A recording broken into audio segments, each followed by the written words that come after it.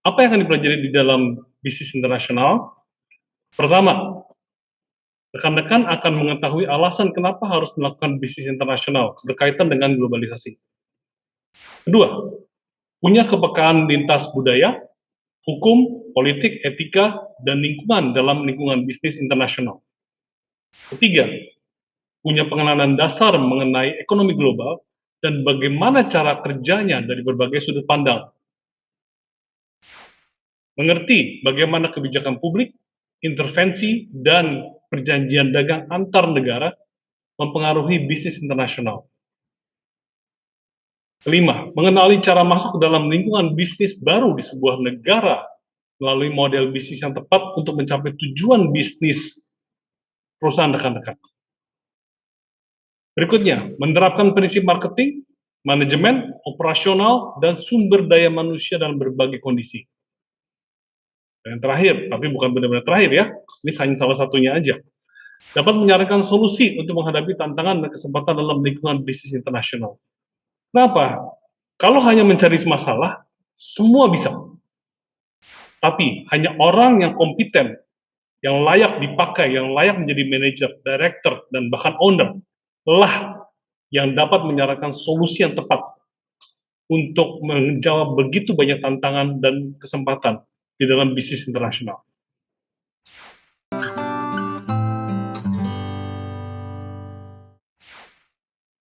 Ada beberapa scoring kriteria yang saya minta rekan-rekan akan harus buat sebagai penilaian, yaitu satu, menulis systematic review. Dan systematic review-nya apa sih? Yaitu adalah ringkasan paper-paper untuk dipublikasikan dalam jurnal internasional tidak terindeks dan tidak bereputasi. Topik apa yang rekan-rekan bisa pilih? Yang pertama, efek fenomena pencantuman label halal pada bisnis internasional di Indonesia. Yang kedua, dampak e-commerce lintas negara pada pebisnis e-commerce dalam negeri. Ketiga, pengaruh penerapan kecerdasan buatan pada ketersediaan lapangan kerja di Indonesia. 4. Pengaruh positif dan negatif investasi asing pada industri dalam negeri. Industri apa? Apapun boleh, perdagangan, pertambangan, dan sebagainya. Silakan. Kelima, kesiapan teknologi kendaraan listrik, pabrik baterai, dan infrastruktur pendukung industri kendaraan listrik dalam negeri Indonesia. 6.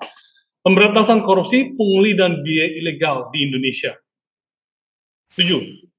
Pengembangan, tantangan, dan kondisi ekonomi syariah di Indonesia. 8. Pengaruh pemilu selama 25 tahun terakhir terhadap kondisi ekonomi Indonesia. 9. Solusi tengah antara kebutuhan akan pekerja asing, dan peningkatan keahlian untuk pekerja domestik di Indonesia.